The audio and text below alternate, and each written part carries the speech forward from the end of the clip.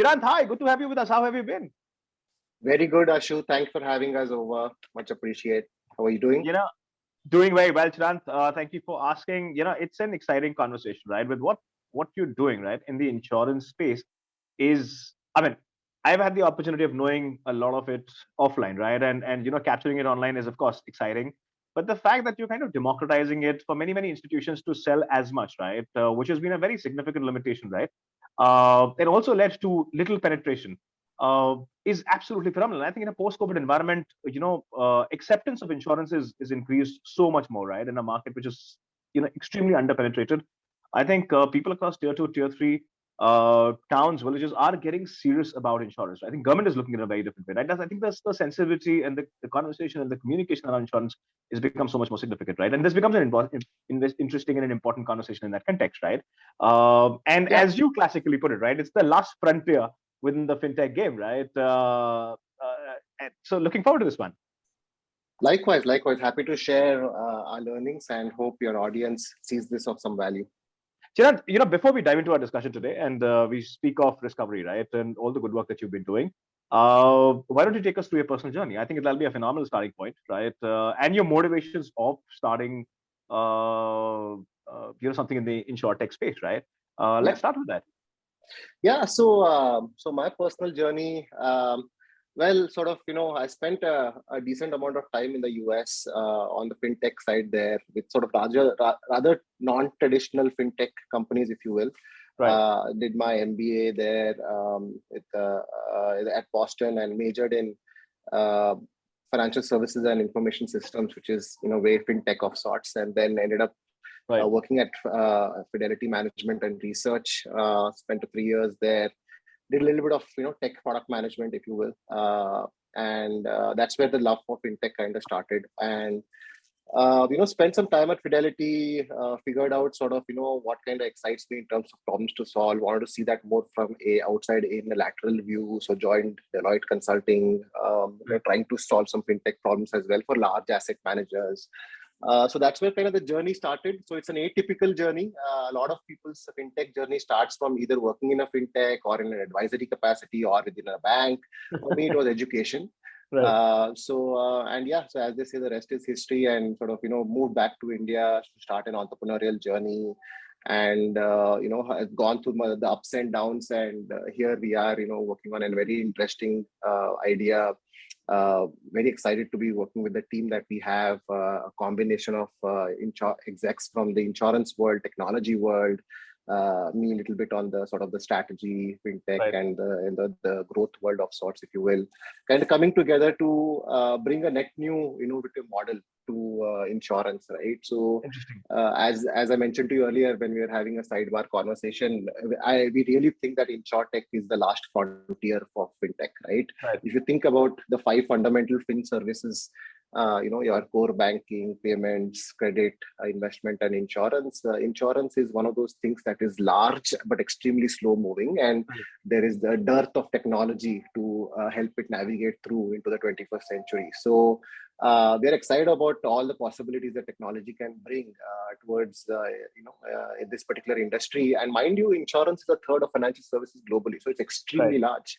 There's a long way to go. Everyone keeps talking about day one. We think we are day zero, right? Day zero startup in a day zero industry, and if you think about it, there is nobody can predict the future, right? If Interesting. 2 years ago, if we had you and I had this conversation, and we had we would. I don't think the conversation would have been around COVID, because none of us would have had a clue about it, Right. right? But here we are, right? So Right. nobody knows the future, and nobody can predict the future. So insurance is here. Insurance is here to stay. But the question is, how insurance, and what insurance, and when insurance. So these are the questions Interesting. I think technology can help solve And much I think better. I think we want to delve into all of these questions in through the course of our conversation, right? But Sure. but Chinat, before I move into discussing about the product, right? Yeah. And I think and when you speak of insurtech, and I think many people who look at insurtech, right, purely from say an academic purpose or just from a knowledge purpose or from even from investing purpose, right, will Hmm. not necessarily understand what are many services and many products that are getting engineered, right, within that space, right? Because it's a fairly large value chain, right? Yeah. Somebody's cracking in some way, somebody else is cracking in some way. But before we do all of that, right, before we come Yeah. into the product that you built at Discovery, right, and how you're democratizing for institutions distribution abilities, right? Would love to understand the landscape of education, landscape of insurance, adoption in India, right? The numbers Yeah. are they're negligible, right? And they're mostly all urban concentrated numbers, right? What's your sense of it? I mean, tell me a little more about the opportunity, right? When you look at that, right? When you look at the penetration, what are some of the key numbers that you look at, Yeah. and the challenges, right? Would love to hear from you on that one. Yeah. So just to put that in context, right? India versus the world, if you will. So the world largely, the insurance market size globally is a little over $6 trillion, right? Right. And India is about 150, $120 billion. So literally, Right. we are a drop in the bucket, right? Right. Literally, we are 2% of the market size, and this is the second most populous country in the world we are talking about. Right. Our insurance penetration rate is about 4.1%, while the global median insurance penetration rate is about, if I'm not wrong, about 7.2% or so. So we're literally 50-60% of the global penetration rate, right? And the way penetration rate is kind of measured is your overall premium that is collected by insurance company divided by the GDP of that particular nation. So you take Right. the GDP, insurance collected by all insurance companies across the world, divide that by the global GDP, that's around 7.2%. Right. And for India, it is about 4.1%. So which says that we are grossly underpenetrated. Right. Right. But the most exciting bit is it is growing at 5 times the CAGR of the global insurance industry. Interesting. Right. So we are small but growing extremely fast, right? And insurance industry, by definition, over the last few years has is double the at least double the growth of the GDP of the nation itself. Right. So what does that tell us? That tells us a couple of things, right? One is, if you believe in India, you got to believe in insurance in India, right? Second is that we are probably living in the most exciting insurance market, globally speaking, because of these dynamics. Right. So incredibly fortunate to be solving for some of the pressing problems that we have. These are large problems, and it is by no means fundamentally easy, but it's an exciting time to be solving these problems using technology. I can imagine, right? India is a large ship, right? And I think we're a very fragmented ship. And I think I think the complexity is something which possibly I think you start to enjoy it beyond a certain point, right? And I think solving for each state, which is there's just so much variance, right? In across consumption patterns, right?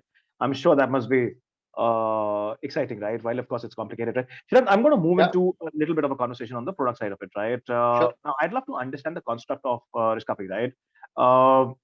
Broadly, enable institutions to sell multiple, tie up with multiple product companies, right? Insurance product companies, right? And you essentially help them to sort of sell them further to their clientele, right? Tell me a little more about this. I mean, you're not just limited to that, right? You're beyond that. Please take us to the construct of the product and your engagement with these financial institutions, IFAs, independent agencies, so on and so forth, right? I'd love to understand that. Yeah. So think of us as we were talking about a little earlier while as well. In the space within this industry that we operate in is we are calling it InsurTech infrastructure, right? Right.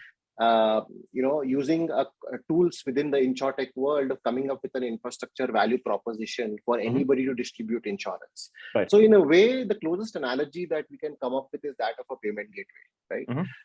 Look at what payment gateways did to large digital merchants. They mask all the complexities, for a large digital merchant who wants to start accepting digital payments on their platform. Right.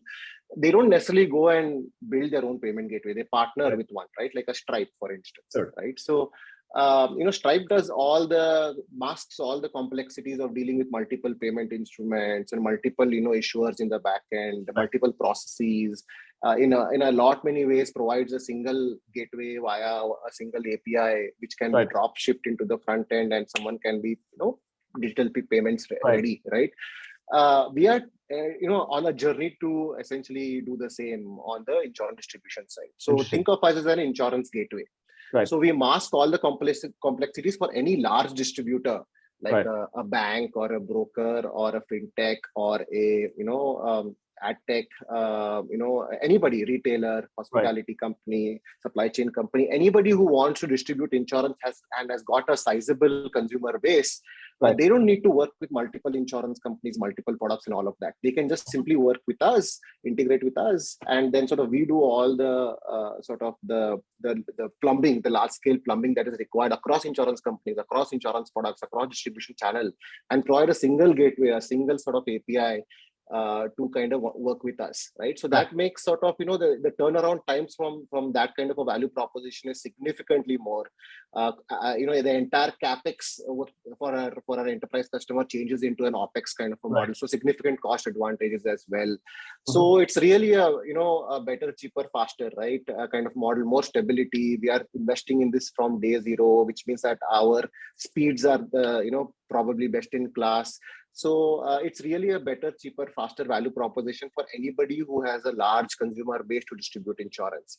And to your earlier point, we don't necessarily stop at insurance distribution itself, right?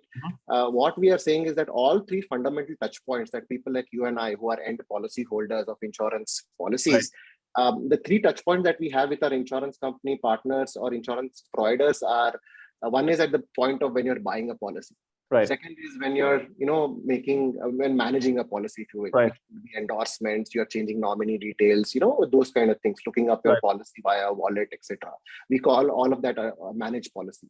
Right. Third is when you're claiming for a particular disaster event, right, that you went through.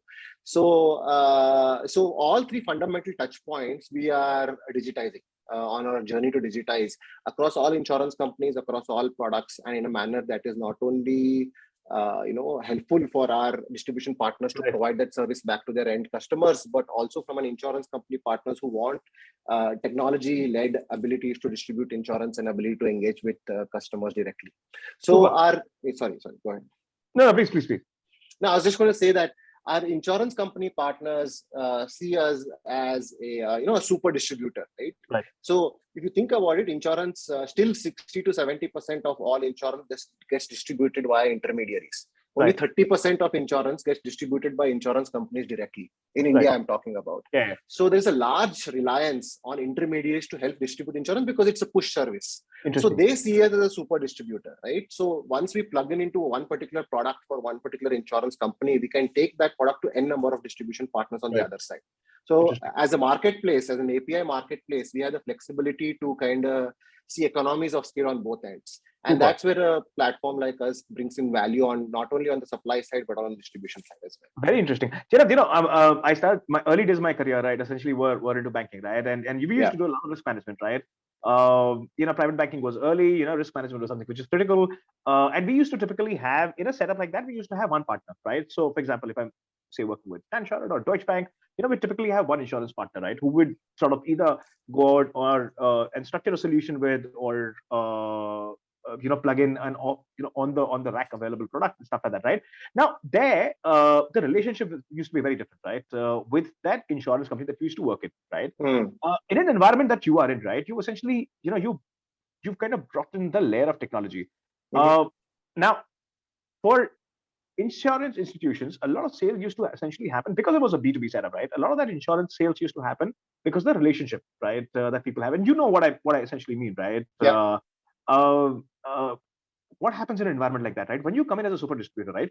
Do you have that on the ground workforce which essentially sort of goes out and preps, say, for example, these retail infrastructure which exists, right? Where a lot of cross-sell that happens, right? Across these institutions, something that you alluded to, right? That 70% of the sales essentially happens from third-party distributors, right? What happens in an environment like that? Or do you plug in, the insurance company staff, for example, to go out and patch in with these, say, for example, distributors, right? And essentially say, prep them on new products, right? Give them more insights, info. Are they available? What kind of a structure and relationship do you have in the process? Technology, I understand, right? But what are the other things that happen in the process? Yeah, great question. So we have two go-to-market, Ashu. One go-to-market is what we call as mainstream distribution partners. These are our distribution partners or enterprise customers who are already licensed by RDA to distribute insurance. Sure. These are your banks, your brokers, fintech companies, and other kind of companies who have acquired a corporate agency or a broking license here in India. Sure. So for them, we provide the technology and the entire plumbing to digitize their books. Right? They're already distributing insurance. Right. We help them to kind of digitize that and then grow exponentially on the back of technology. Right. Right. So think of us as a technology partner as far as that go-to-market number one is concerned. Then there is a second go-to-market, which is a more evolving market, early but evolving rapidly, which we term as the alternate market. The alternate distribution market is really anybody who is not licensed by to distribute insurance, but wants to distribute insurance on the back of the consumer base that they have, either to monetize from it or to provide a value-add service to it or to use insurance as a loyalty and rewards medium. We can talk a little bit more about that later. Regardless of what the use case to distribute insurance is, if you are not licensed in India, you can't do certain set of products. You can do certain products that like group under the group construct and all that, but certain products like retail and your own branding is kind of forbidden. So in those kind of segments, sort of what we do is, we enable them to kind of ride on the back of our license. Interesting. So that way, sort of, they don't have to go through the compliance overheads of acquiring and maintaining a distribution license. But what we do on the other side is to enable this market. We build all the compliance rules and engines back into the technology. That way is, it is always kind of kosher from a rules and regulation perspective, because, and this is something that we take extremely seriously, because insurance by definition has the highest amount of scope for mis-selling. Right. So more than any other space. So but the way to augment this is using technology. So the alternate side market, it leverages not only technology, but our license as well. In order to enable certain kind of products that are deemed sort of, equitable from a regulatory and a compliance perspective as well. So our model is a combination of tech and license, right? The tech is a combination of APIs and SaaS. And now we have a corporate agency license that we're cutting over into a broking license that allows us to work formally with all 58 insurance companies in India. And that way, sort of, we can help any distribution partner to distribute any kind of an insurance across any distribution channel, across any insurance company. The vision of the company is really enable insurance anywhere. And we don't go direct to market. We don't acquire customers directly, like end consumers or end MSMEs directly. We are a B2B2C platform, right? So the more apt nomenclature would be B2B2X, because that X could be a consumer, it could be an MSME, it could be a corporate, doesn't matter. But at the end of the day, we are B2B in the sense that we are partner dependent to go to market. So to answer your question in terms of how we see the lay of the land on this particular side, we think that the mainstream side is more established. But is slightly slow moving. Relatively speaking, the alternate side is younger, much younger, much smaller, going extremely fast. Right. So by enabling a two-sided go-to-market, we can help both partners. And look, insurance is very volume-driven, price-sensitive, which means the largest distributors tend to see the bulk of business, right? And the only difference that we have relative to a payment gateway, if I may say so, outside of the fact that payments is a full service, insurance is a push service, and all of that, if you keep those kind of those things, abstract yourself away from the fundamentals, in terms of enterprise adoption perspective, right? We want to make discovery just as simple for any enterprise to adopt, much like they would adopt a Stripe, if from a payment gateway perspective, right? So from that sense, the only delta is that we don't have to go and aggregate thousands and thousands of merchants for us to be a large business. We just have to aggregate the right kind of large partners, right? So that's where the focus of the business is, on the distribution side. On the supply side, we already work with about 30 or so insurance companies. If I'm not wrong, it's 32 now. Across about 75 plus products that we are connected into in terms of technology integrations and all of that.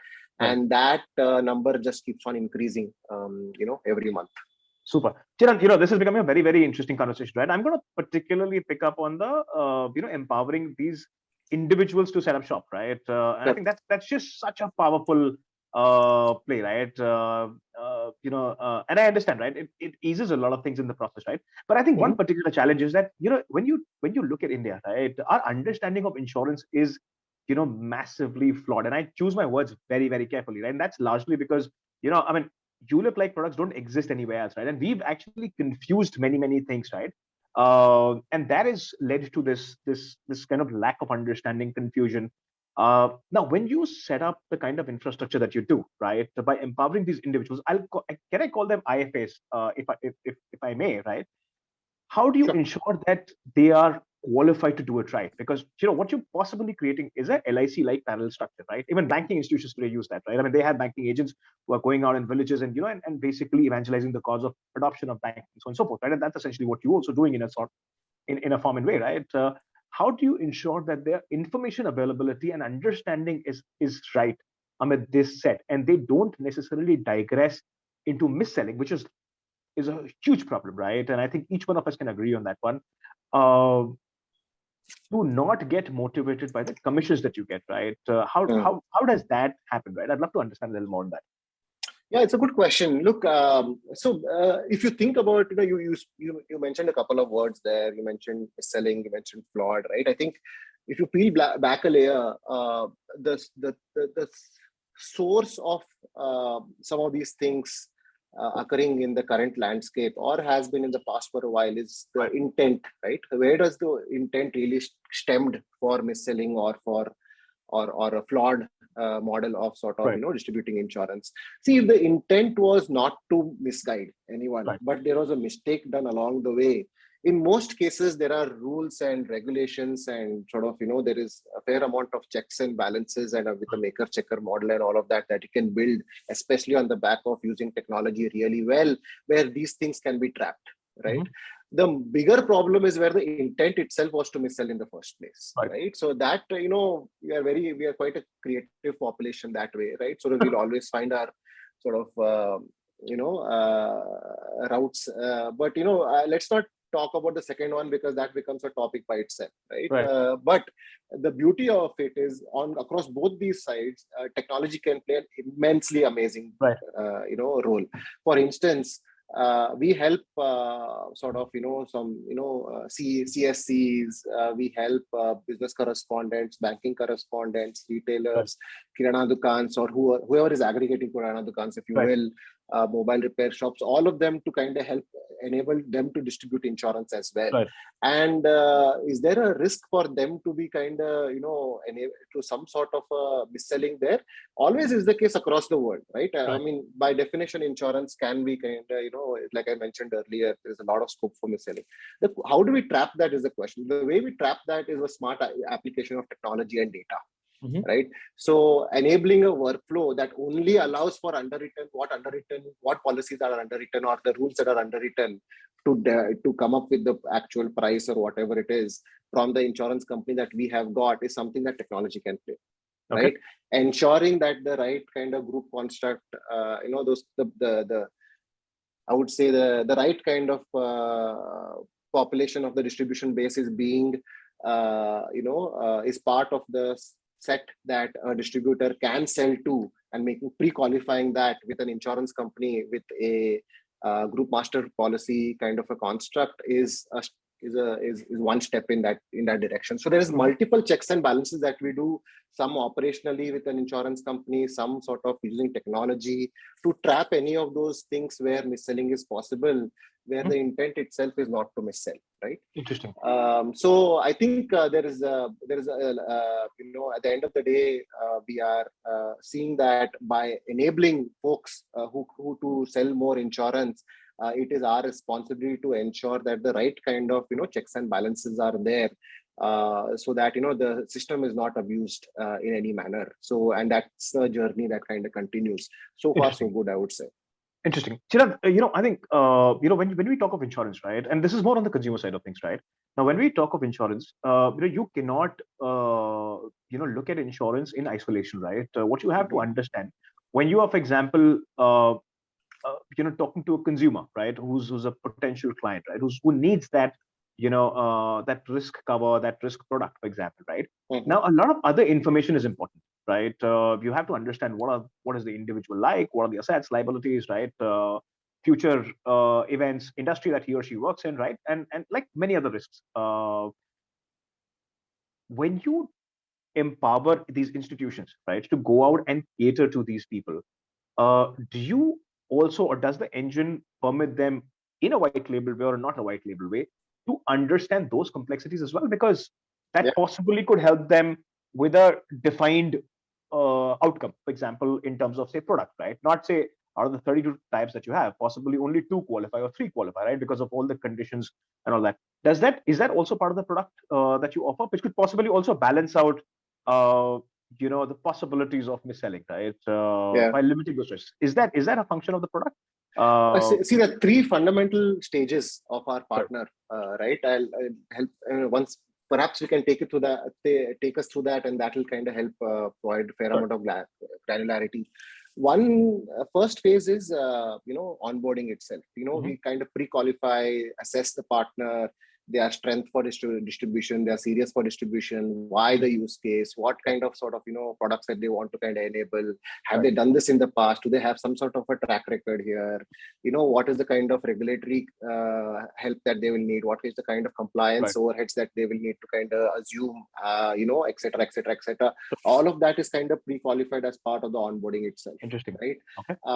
And then sort of if the decision is made to kind of onboard a particular partner for various, after all of the checks and balances are done, then we get into sort of, provide that bridge between insurance company and the distribution partner, right, or the enterprise customer in this particular Right. case. The reason is because look, we are an intermediary ourselves with a tech-enabled platform. Right. So we don't carry the risk of our books. We don't collect the premium. The Right. premium is passed through to the insurance company, Mhm. right? The risk premium, if you will. So, and the pricing of it and all of that is governed mostly by the insurance company. Yes, there is some sort of reinsurance company sort of, Sure. I would say influences that happens when determining the product. We ourselves sort of help with sort of the economies of scale, can distribute a Right. particular product at a particular price point to multiple distribution partners. So there's economies of scale, and all of those things happen as part of pricing a product really well. But largely the risk is or pretty much the risk is carried over by the insurance company. So we Mhm. play facilitator role to provide all the checks Right. and balances between the insurance company and the distribution partner, if you will. Right. So that is the, all of that happens as part of the onboarding, Interesting. right? Interesting. So by definition, if you've gone through the first stage of onboarding itself, I would say everything that in most cases that, the regulation says to kind of pre-qualify a particular distribution from doing a certain kind of products are kind of, are kind of taken care of at that point itself. Right. Then the technology integration starts, or the Mhm. implementation starts, where we write pipes into the distribution partner for a particular product, for a particular use case, for a particular distribution channel into a particular, uh, you know, um, insurance company. And in Right. most cases, we would have had these pipes already built, and hence we're leveraging those again and again, Interesting. which is our product in a way, Right. right? So the API is in a way our product. So that sort of, that we have done with about 30 plus insurance companies, 75 different products, as I mentioned earlier, on the Right. supply side. That gets sort of, connected onto the distribution side, and a lot of, implementation happens because fundamentally no two partners want to do exactly the same kind of, Right. distribution use case. Banks, even in banks, right, there are private banks, public banks, cooperative banks, so on, Right. and payment banks now. So everyone has a different way of looking at what is going to be their own strength as far as distribution is concerned, insurance distribution is concerned. So we provide that, experimentation layer for them to do multiple products, multiple carriers, Right. multiple distribution channels as quickly as possible, as cost effective as possible, right? That's Right. the value add that we bring on a distribution side. So as a part of the tech implementation side, it goes through sort of, several sort of days and weeks of, building that pipes and testing them out on multiple Right. levels, some on the distribution side, some on our side, some on the carrier side. There's a lot of, Right. fair amount of testing that happens across the board. And then finally they go live, right? When they go live with one product, now the journey starts. Now, and the Right. journey starts, you need to kind of experiment that with different things, different Mhm. channels, different products, different price points. You can combine products, right? For Right. instance, we provide the ability to make a products, combo of products. For instance, Right. death as a risk can come from a life insurance company. Interesting. then a personal accident can come from a health insurance, general insurance company, and we mix and match together to provide a single, say, value One add to product. the, Right. right. So all those combinations of things can kind of happen. And then sort of the experimentation continues until you get to what we call as, to use the startup world, there Interesting. is that product market fit, right? Here we call it as product channel fit. Right. So to help a particular product to catch fire for a particular channel, that you need a little bit of that experimentation canvas, and we help to provide that in a as straightforward a manner as possible, on the back of which a sizable distribution book can be built. Now, this is for our partners who are, or distribution partners or enterprise customers who are new to insurance distribution. For our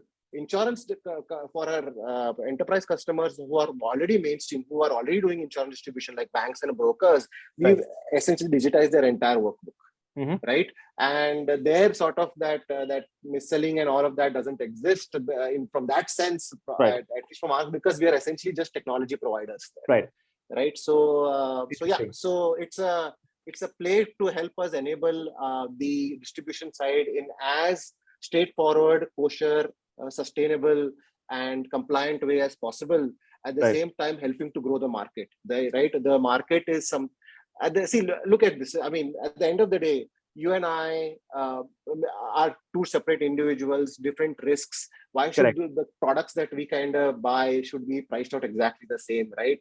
And even the touch points of where we get it from, say, maybe you are much more healthier person than I am. You like to go to the gym. I don't. Right? Maybe you are comfortable going and buying your health insurance policy from the gym as against being cross-sold to from, say, an aggregator or say from a bank. No, but maybe I'm like one of those guys who doesn't mind having that, the bank call me and get a policy from there, right? So it's really, insurance should be anywhere, just as ubiquitous as payments. I think that is our vision, and that's what we are going after. No, absolutely. So, and I think while of course you're looking at it as a technology, right? Where you sort of essentially enable all of this, availability, right, for many of these, say, enterprise and individual pieces that you're talking about. But I think your role is kind of changing, right? I think it's becoming a lot more. It's becoming a lot more critical. It's becoming a lot more intelligent, right? And I think to an extent that these distribution points will only be demonstrating availability, right, or showcasing availability. I think eventually everything is going to be done by the system, right? Is essentially what I see, right? Especially the mix and match point that you kind of spoke of, right? I think that's something which is very, very important in a market like India, because it's an important point that you highlighted, right? The risks are different, right? My risks are completely different. Where I'm staying, risks are completely different. Where you're staying, risks are different. And there are many other factors that you can sort of process, right? Chirag, I'm going to move into my next, essentially we walked into our next question, right? Is that, do you see the model of the way insurance is being done in the country, right, is going to change? There are a lot of fintechs that have been, we've seen massive amount of funding that has happened in fintech, right? You've been an active participant in the fintech story in the country, right? You've taken certain positions. Now, what is happening is the fintechs are essentially calibrated to understand a customer at a deeper level, right? Better than a bank, better than a financial institution, which essentially evaluates a customer at a two-dimensional level. These are organizations that are understanding their path and journey. We're still in early days, in a better way, right? They're underwriting risk in a better way, right? Do you see, and they're going to be huge proponents of selling insurance, right? Or plugging in insurance. Do you see there's a role which is going to change for you, where once they've understood the risk, they've priced the risk in a product? It could be an investment product, it could be a loan product, right? And basis that, you essentially enable institutions to write a policy, right? Do you think there's a new construct which is coming together, and we'll possibly start to see it in the next couple of years? What's your sense of it? Or are these assumptions which could partially be true only for a certain set, right, and not necessarily a large set, because we're a large country, right? What's your sense of this? No, I think the answer is really in the last statement that you made, right? We are a large country and we have a lot of different use cases, a lot of problems to solve, a lot of gaps in our ecosystem, a lot of trust gaps, if you will. There is, to hold on to a thought that what worked previously or what is working now will continue to be the case in the future. I think that is, fairly in the 21st century, not sure how much of that is really going to be sustainable, right? Change is the only constant, as they say, and that is from that we see that across all the, we see, the way we see the entire space in insurance, the value chain is there is the experience layer. The experience layer is a combination of the distribution and the consumption, or the consumer and the distributor. Then there is the sort of the right at the bottom is the, say, underwriting layer. Underwriting actually carries the risk. And right in the middle is the infrastructure layer, which is, say, companies like us, right? Providing the gaps, or, connecting the dots between the experience layer and the underwriting layer. All of this is changing, right? And then you have external factors like regulations, role of technology, usage of data, which is getting governed as well in terms of policies, early stage capital, flow of talent, new product creation. All of this, are factors that are helping sort of, are nibbling at the edges of each of these sort of different layers, right? So everything is going to change. In certain, we don't even in India. At the end of the day, is a young country from relatively speaking. Even our market, insurance market, is fairly young, right? It got liberalized only, say, about in post 1991, right? And then you even here we are seeing sort of regulations. Or in terms of how much ownership to provide to a foreign entity versus an domestic entity and all that, and those things are happening at quite recent, right? So we have a long way to go. We are literally, as I mentioned earlier, little less than 2% of the global market size, and for this, for the second most populous country in the world, the amount of changes that is going to come into this space is great, and that's where a platform like us will be significant for any a market-facing sort of change, right? Either a market-facing change, or regulatory-facing change, or an underwriting-facing change. We are sandwiched right in the middle to provide optimization and efficiency using technology. So that's where we see our role as, right? Our role is to be able to enable different parts of the ecosystem to be as efficient as possible in terms of what they want to do. Like distributors want to distribute more efficiently and build a large, meaningful distribution book. Carriers want to build more products, underwrite efficiently, and grow their underwriting business. Regulators need to kind of support the end consumer and ensure that there is no mis-selling, and sort of that the end consumer is not taken for a ride, while keeping the rest of the other value chain also buoyant and thriving, right? We see ourselves as playing a very interesting role to support everyone, right? And the beauty of the business model is that everything is an API. When you start looking at everything as a communication problem to solve, at the end of the day, what is an API, right? An API is connecting two ends of the internet that never spoke to each other at some point, right? And passing data between them for information purposes. Now, if you think about it, all of this sitting as within some part of the the web world, and all you need to do is connect them, then this becomes a very interesting problem to solve, to see it from a API first lens, right? So that is the, I'm not sure if I answered the question, almost, I think I answered the question almost esoterically. No, I think, I think, I think there's just so much, right? And I think the fact of the matter is that, you're sitting at a very, very important intersection, right? And I think, in fact, you're solving that intersection. I think it's been jumbled up, right? I think there's been a lot of confusion, right? It's not been an easy game. Insurance in general has been an absolutely misunderstood segment, right? And I think we've had, apart from, of course, other challenges, communication challenges, right? I think we've had, a lot of cultural challenges, right? When it comes to adoption of insurance, right? It only becomes important that there is an agency, or there is a technology player that comes in the middle and empowers everybody to transparently go out and distribute, right? I think for me, particularly when I look at insurance, right? For me, I try and understand it from the consumer side, right? Because that's where most of the misunderstanding is. I think that's where the role of technology, for example, becomes very, very important, where I can transparently understand the risks. I can put in the information. I can understand the risk, and then I have a fair choice in buying, say, A, B, C, D, right? And maybe not E, F, G, H, for example, right? I'm going to move into COVID, right? And COVID has been a very, very unreal time for, I think, each one of us. None of us were ever prepared for an event like this.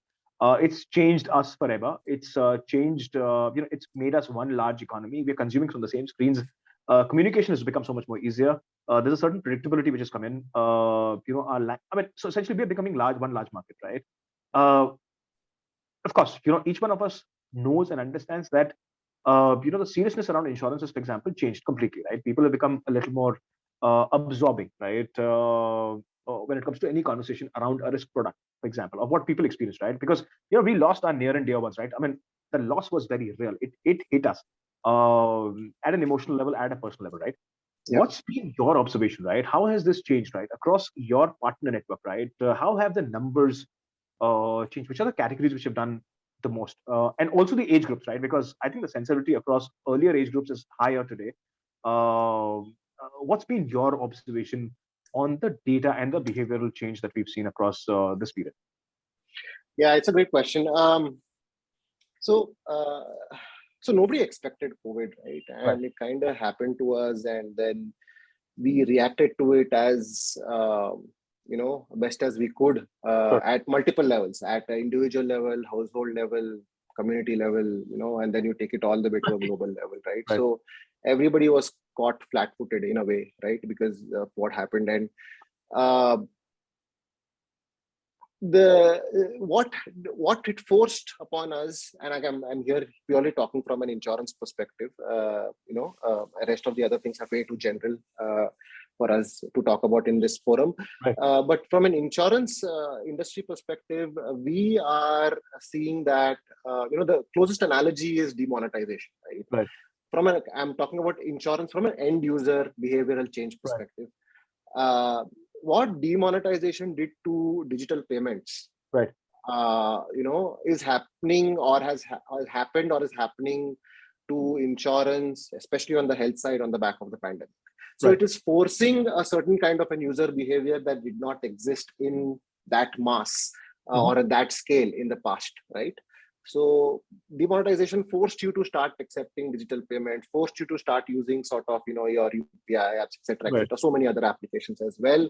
Whether you liked it or not, it was something that, if you're not adopting it, then sort of you're not part of the norm, right? Something similar is happening now, right? On the health, everybody's scared for their health. And if you think about it, insurance is and has always been a push service.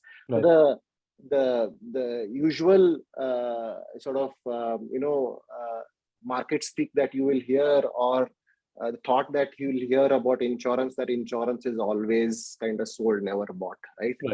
Maybe that is changing, right? Because people, when your journey for insurance starts with your own health or your near and dear one's health, that potential kind of a user behavior is potentially here to stay. That's what we are sort of seeing, and we are sincerely hoping, not just for ourselves as a startup, but for as a country by itself, which is so underpenetrated on insurance, right?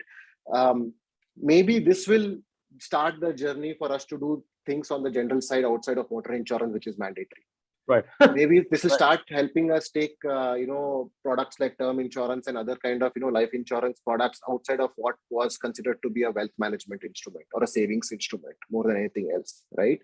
So we think that when the journey starts with one's own health and the near one's health, this is potentially a tailwind in that sense that is here to stay.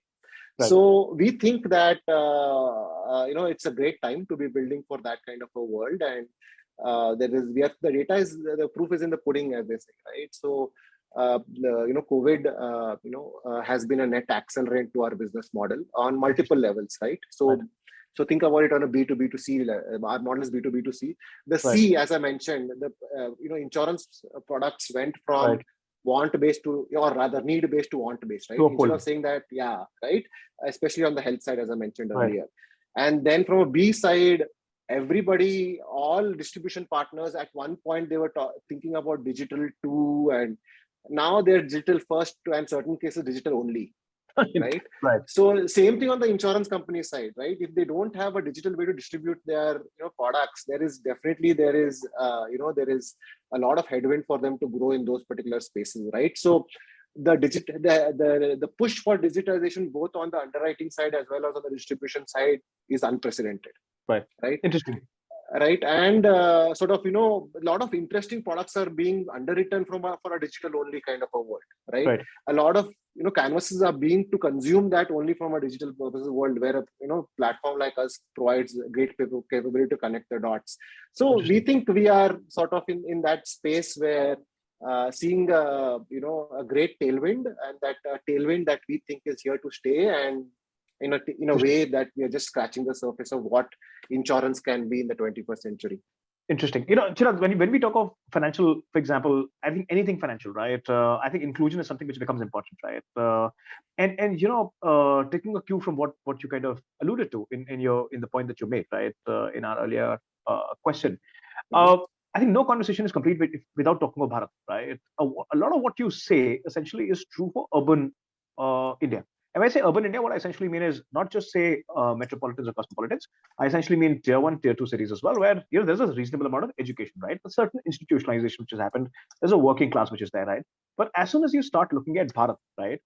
I mean, all of it starts to dissipate, right? The challenges in Bharat are very, very different. I mean, while of course all of what has happened, right?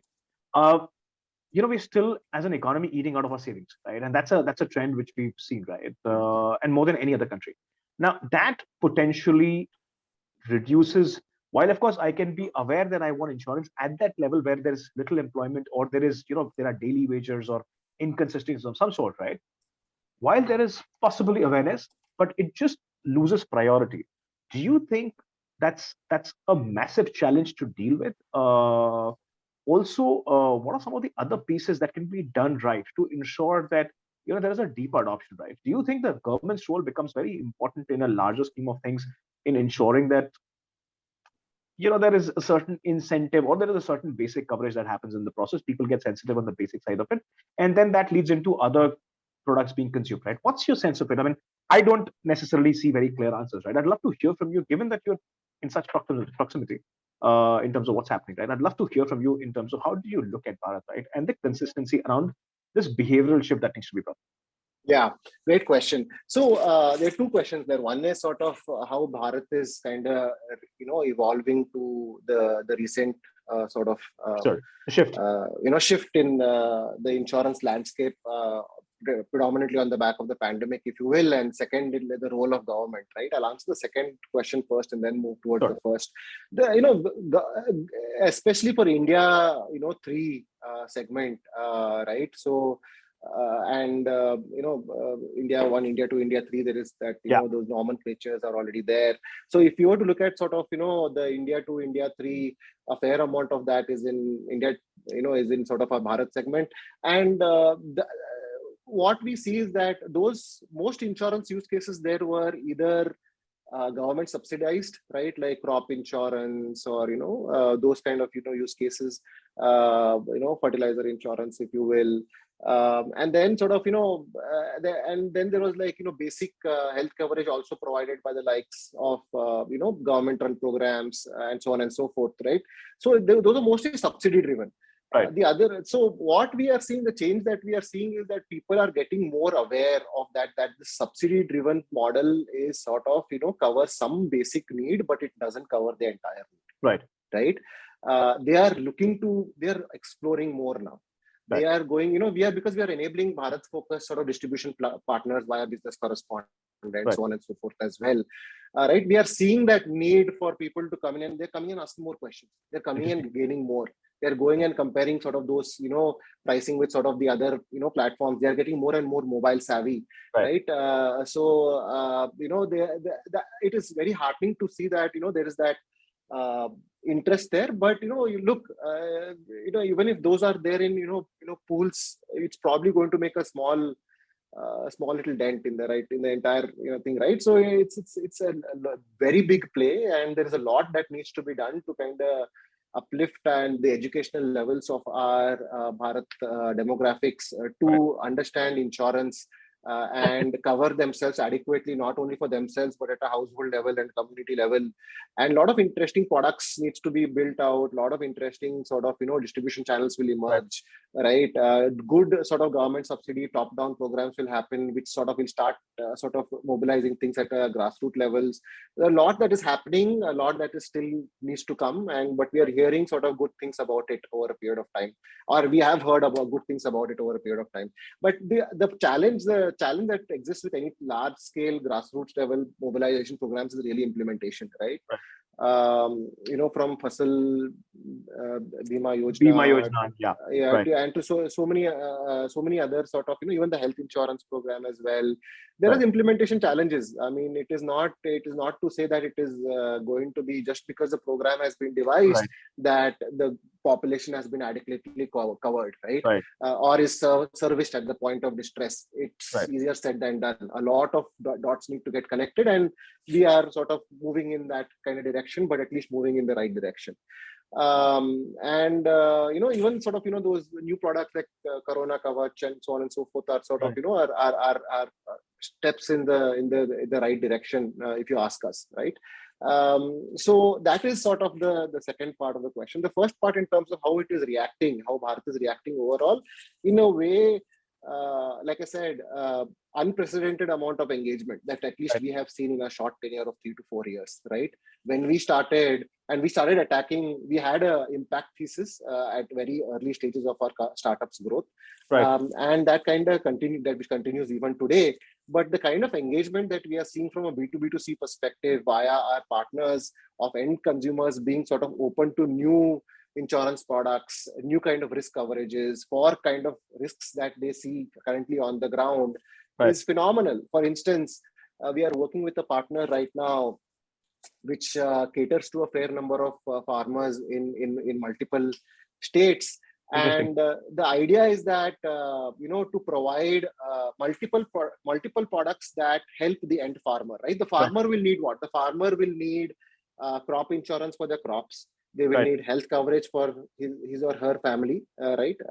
Then sort of they will need mandatory insurance for their tractors and sort of all kinds of vehicles. Then they will need life cover in case sort of the Right. household kind of this thing. All these are different products to purchase over a Right. life cycle of a particular person and all of that. But the biggest problem has that been of education and adoption, Right.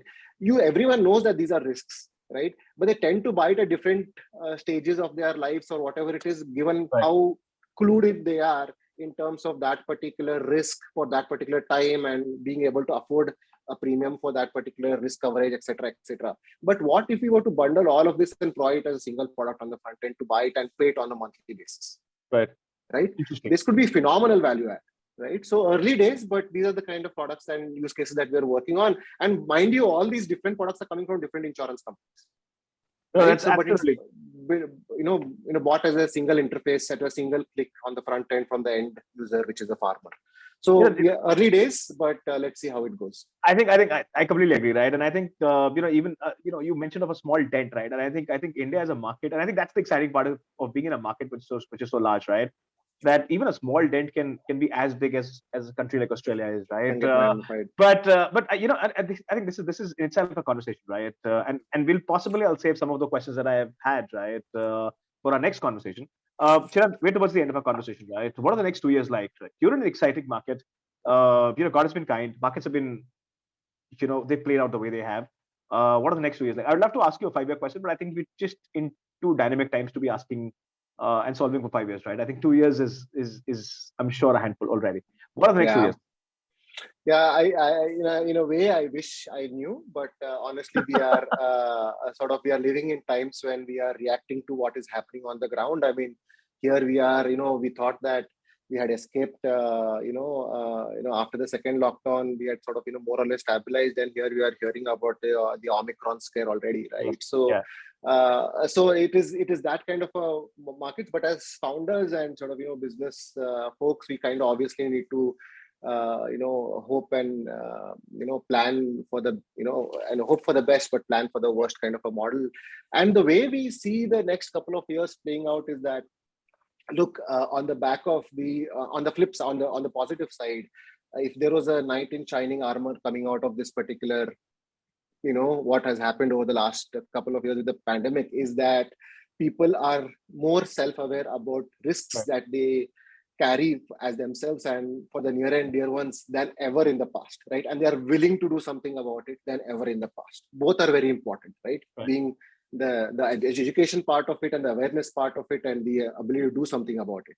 So we are living in that times where sort of that as a positive tailwind for us is going to carry through and through easily for the next couple of years, if not much more. Right. So we see that that is going to be something that will be great for us to kind of build for. So we want to invest in what we are building across into multiple insurance companies, multiple products, multiple distribution channels, more insurance partners. We are building for infrastructure. Infrastructure Right. is by definition is in our mind n is to n is to n is to n. Right. N insurance companies, n products, n distribution channels, n distributors, and that is there is barrier to entry there for other Interesting. folks to kind of build, and we have got that momentum now as category creators in this particular space called InsurTech infrastructure, and we want to kind of see ourselves cementing and cornering the markets that we want to enter over the next couple of years, right? So that is where we see ourselves as a startup in this particular space. And what are the numbers like? So over the current numbers that you do, right? We unfortunately didn't cover that through the course of the conversation, right? But across the numbers that you do right now and next 2 years, right? What are the aspirations there? Yeah, last year, and this is some publicly available information. Last year, last fiscal year, was our first real true growth year, right? We did more than 2.25 lakh policies, covered more than a little over 400,000 people, right. And very humblingly enough, more than 50% of that were first-time buyers of insurance, right? So it is these kind of sort of metrics are exciting for us. Obviously, we look at sort of the amount of premium processed through the platform, by basis which we kind of monetize as well, etc. Very closely as well, but. We are in it for the long term. Like I said, day zero startup in a day zero industry, and we think this is just going to kind of keep on amplifying, right? And we think that in 2030, if India can inch towards that global median insurance penetration rate, we want to see ourselves being part of that very growth fabric, right? By enabling that infrastructure. Kind of a network for anybody to do any kind of an insurance. So we want to kind of embed ourselves, if you will, no pun intended on embedded insurance, but we want to embed ourselves as a company into the very growth fabric of insurance in India. That's what our goal is over the course of this decade. But how we will do over the next couple of years is something that is we are going to be quite reactionary to the market. And how would the distribution look like? Right? I'm sure you have many enterprise clients right now. Are there any targets there? Are there any aspirations there? I'm sure you have aspirations, right? I think wrong question, right? But I mean, what are the targets that you set for yourself broadly, right? You have now a blended model, right? Because you're a super distributor, right? Where you are empowering a lot of these individuals, for example, right? To go out and evangelize the cause of insurance, right? What kind of an impact is that going to have over a period of 2 years, right, on the revenues that you've been generating? Would love to understand that. Yeah, so the way we tend to make money, our monetization model is, we're gravitating towards that. India is a different, interesting market, and no markets are similar.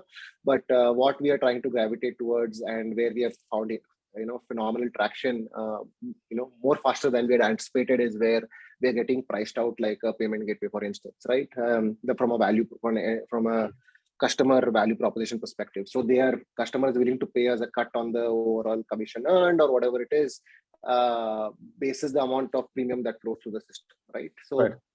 So that is an interesting sort of revenue model for us that we want to kind of continue to kind of harvest. Though as an infrastructure, our gold standard for monetization would be something like what an AWS does, right? Or depending on usage. So if there's a call made using our API, or there is a data that flows to the API, regardless of whether that ended up into a conversion of a particular insurance purchase or not, we stand to kind of make some, monetize from that. That is where we would love to kind of get to, but the market is not there. At least India in the market is not there. The other markets that we are looking at may or may not be there as well, but sort of that's the journey that we are going in.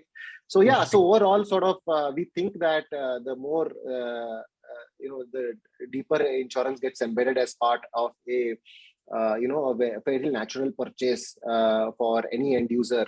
The more significant models like ours are going to get created, and as a Right. category, creator and leader now, at least for certain segments, I would say we have got a long way to go to kind of say that there's a lot of work to be done for India itself, and we want to see ourselves to kind of move towards that category leader space in this infrastructure. Or category leader in this infrastructure Right. kind of a space, hopefully kind of cement ourselves in India over the Super. next couple of years. Super. What I particularly find very difficult, right, for any founder who operates, in a B2B2C sort of an environment, right, is when you're dealing with the other B, right, that there is a constant pressure on pricing, right? Everybody wants to, everybody eventually wants to maximize, right? And given that you're catering to the C already, right, in a certain form and way, right, where of course the margins are much sweeter, there's a temptation of going in that direction, right? And I think that's part of a founder's journey, right? In an environment like that, right?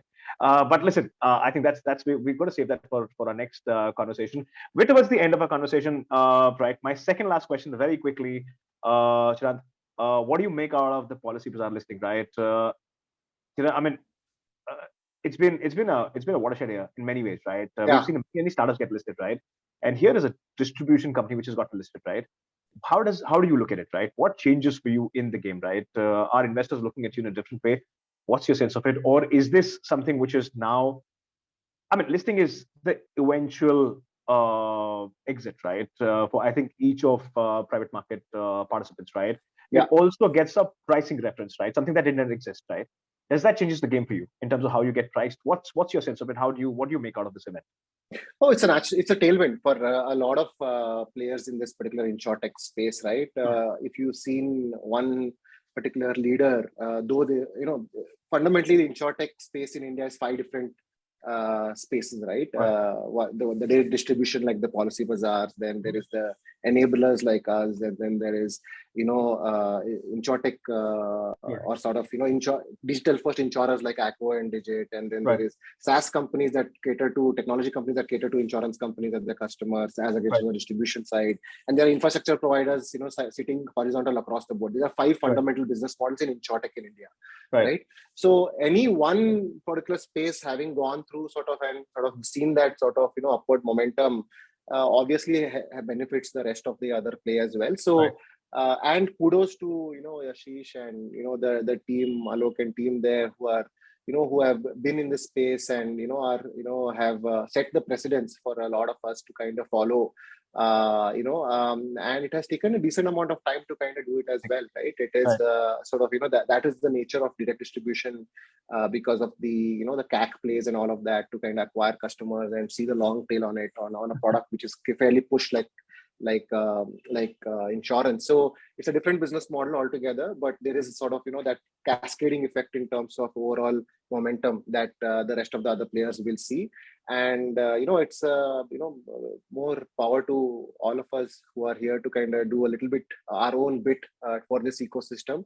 And like I said, day zero industry, day zero company, day zero space, I mean, there is so much to be done, right?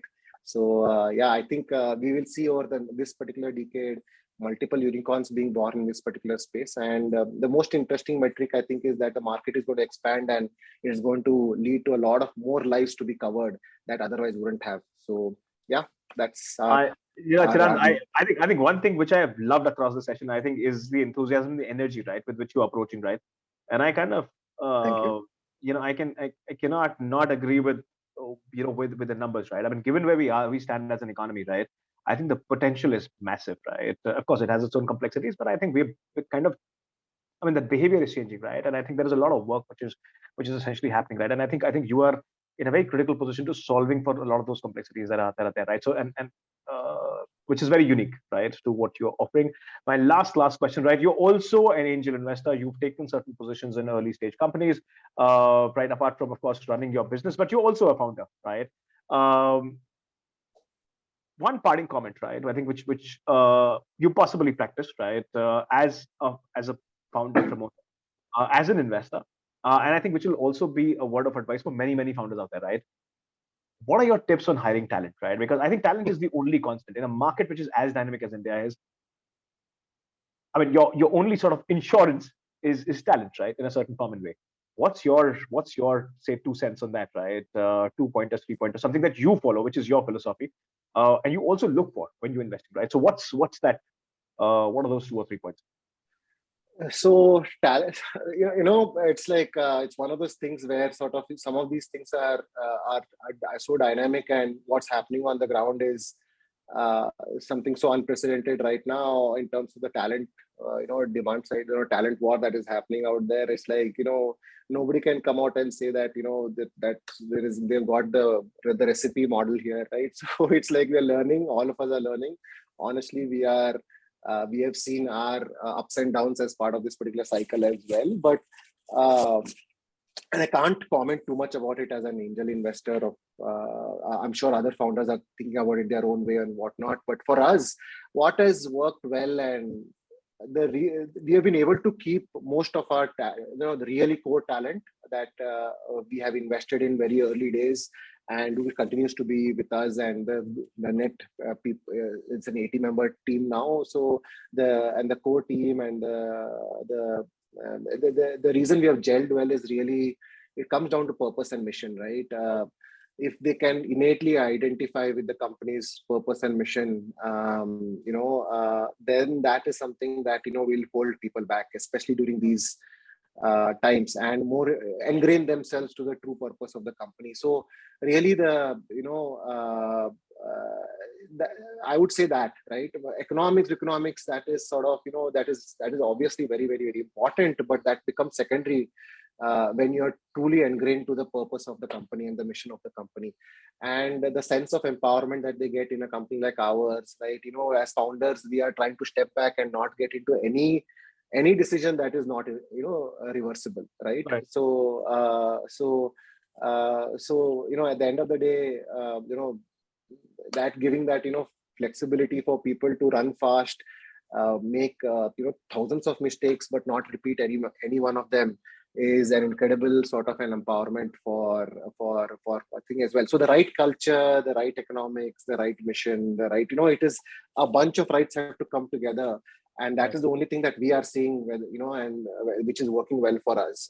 So we are trying to balance that out, and and learning as we go as well. As an angel investor, I think I've fortunately, I can all I can say is been lucky to be in the to be on the rides of on the journeys of some of these Right. founders, and they are doing some incredible job in their own spaces as well. Some of them are market leading companies in their own spaces, and everyone does keep talking about talent, right? And how it is sort of getting tougher than what it was erstwhile, right? Right. But in a way, I think all digital companies are net beneficiaries. Let's be honest about that, right? That there is more talent flowing our way than sort of traditional companies and any of the other companies. The question is, within digital companies, how do you get the best talent, right? That's where Right. the most of the focus is. And like I said, you bring a bunch of rights together, and empower people to kind of sort of do what they do best, and just step back, get hire people smarter than yourself, and get out of the way, and let them do their I think magic, right? So I that's think what we while are following. awesome, while some of it could seem very easy, I think it's extremely difficult, right? I think in the kind of Yeah, environment we're in. But listen, yeah, Charan, this was an absolutely phenomenal conversation. Thank you so much, right? I mean, this is almost becoming cliche, right? I'll end up saying this, I think, by the end of each of my conversations, right? That how I want these conversations to go on, right? I mean, there's just so much to talk of, right? I mean, given the complexity that we're dealing with in a market like India, I mean, you cannot have a conversation less than 2 hours, 2.5 hours, right? But I think, yeah. unfortunately, I think in interest of time, we'll have to bring this one to a close. But I look forward to having you with us much sooner, where I'd love to discuss a lot more around the underwriting models that are coming around, embedded insurance, for example, distribution models that are taking shape, right? The cost of insurance, for example, coming down, right? And these are some very, very critical points, right? And a lot of this will solve for eventually a better adoption environment, right? And of course, evangelizing uh, amid people who are not necessarily sure of what this could possibly do, right? And the process of institutionalization, which the government is kind of championing, right? Uh, Sure. Grant, it's been an absolutely phenomenal conversation. Thank you so much for taking the time out. Loved every bit of Thank it. you so Look much. forward to having you with us much sooner. Thank you. Thank you, Ashu. Thank you, Vivek. Thanks, everyone. Lovely conversation with you as well. Have a good day, everyone. Bye bye.